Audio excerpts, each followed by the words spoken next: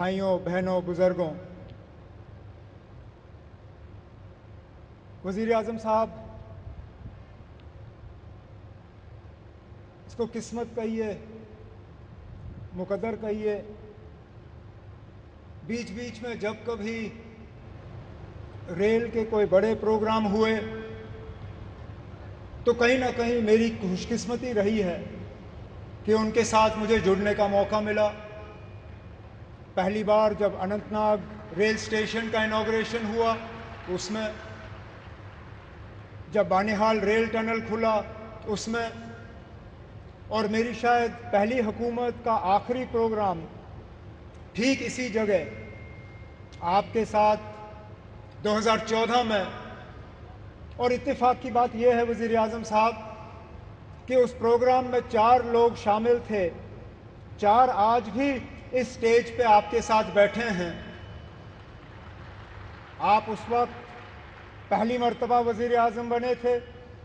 Election के ठीक बाद आप यहाँ आए और आपने माता की कृपा से यहाँ कटरा रेलवे स्टेशन का इनॉग्रेशन किया।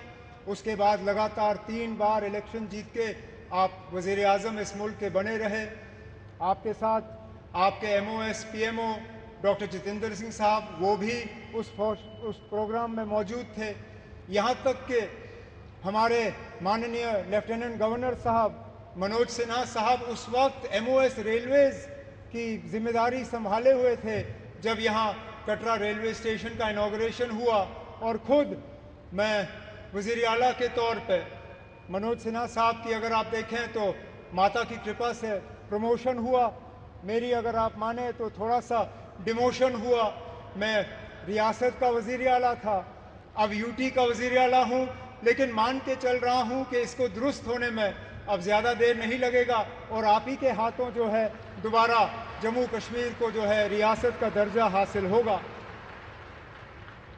वज़ीर आज़म साहब, इस रेल के ख्वाब बहुत लोगों ने देखे, यहाँ तक कि कश्मीर को बाकी मुल्क के साथ जोड़ने का ख्वाब अंग्रेज़ों ने भी देखा था, लेकिन वो पूरा कर नहीं पाए। उनका ख्वाब था कि उड़ी झेलम के किनारे जो है वो रेल लाके कश्मीर को बाकी मुल्क के साथ जोड़ें, लेकिन आज जो अंग्रेज़ पूरा नहीं कर पाए वो आपके हाथों पूरा हुआ और जम्मू कश्मीर, कश्मीर की वादी को बाकी मुल्क के साथ जोड़ दिया गया। इस मौके पे मुझसे बहुत बड़ी भूल होगी अगर मैं पूर्व प्रधानमंत्री जनाब अटल बिहारी वाजपेयी साहब का इस मौके पे शुक्रिया ना करूं, क्योंकि ये प्रोजेक्ट ज़रूर 1983-84 में इसका संगे बुनियाद रखा गया। और मैंने पिछले दिनों मीडिया को हंसते हुए कहा कि जब ये प्रोजेक्ट शुरू हुआ मैं 8वीं क्लास का बच्चा था। आज मेरी उम्र 55 हो गई है, मेरे बच्चे भी कॉलेज पार कर गए हैं, अब जाके ये प्रोजेक्ट मुकम्मल हुआ। और ये तब हुआ जबकि वाजपेयी साहब ने इसको प्रोजेक्ट ऑफ नेशनल इम्पोर्टेंस का दर्जा देके इसमें बजट में जो है प्रावधान करके ये प्रोजेक्ट आज मुकम्मल हुआ। इस प्रोजेक्ट से जम्मू कश्मीर को भरपूर फ़ायदा होगा, लोगों का आना जाना रहेगा, टूरिज़्म से इसको फ़ायदा होगा, यहाँ के रहने वालों को फ़ायदा होगा।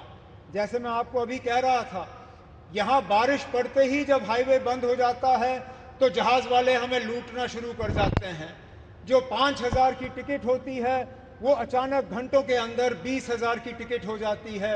इस रेल के बनने से कम उन जहाज़ वालों की जो लूट रहती है टिकटों की वो कम हो जाएगी और हमारा आना जाना आसान रहेगा। इसी तरह हमारा मेवा, हमारा फ्रूट, कश्मीर के सेब, कश्मीर के चेरी, कश्मीर के और सारी चीज़ें जो हैं, मैं उम्मीद करता हूं कि अब रेल के ज़रिए मुल्क के बाकी मार्केटों में इनको पहुंचाने का काम होगा और दुनिया भर की मार्केटों में जो है वो हम पहुंचा पाएंगे। वज़ीर आज़म साहब, आज आपके शुभ हाथों से ये एक और इंफ्रास्ट्रक्चर प्रोजेक्ट जम्मू कश्मीर का जो है मुकम्मल हुआ है।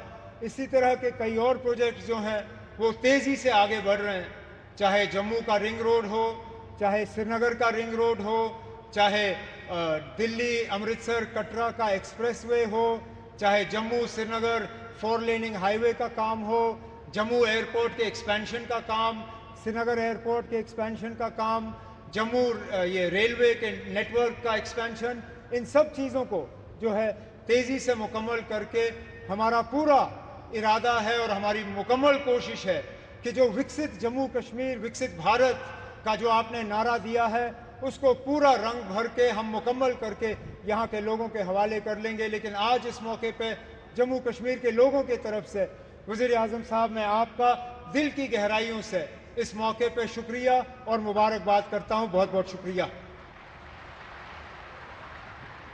बहुत बहुत धन्यवाद माननीय मुख्यमंत्री।